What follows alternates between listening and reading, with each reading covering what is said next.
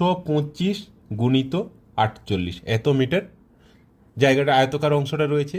তো একে সর্ববৃহৎ কত মাপের বর্গাকার মাপের কতগুলি টালি লাগবে? দেখো এর গসাগু করো, গসাগু কত আসছে দেখো, 3 75 আর 3 16, তাহলে 3 গসাগু হচ্ছে, তাহলে 3 বা 3-এর স্কোয়ার দিয়ে টোটালটাকে আমরা ভাগ করব। 225 গুণিত 48কে 3-এর স্কোয়ার দিয়ে ভাগ করব, তাহলে 3 75 3 16, দ্যাট ইজ 75 গুণিত 16 কত হয়ে যাচ্ছে? 75 2-এ 150, 300 4-এ 1200, অপশান বি হয়ে যাচ্ছে অ্যান্সার।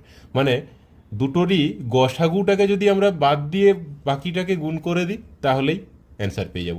মানে এটা কি পাচ্ছি, গসাগু করার সময় 3 গুণিত 75 আর 3 গুণিত 16, তাহলে গসাগুটাকে বাদ দিয়ে 75 আর 16 গুণ করে দিলেই আমরা অ্যান্সার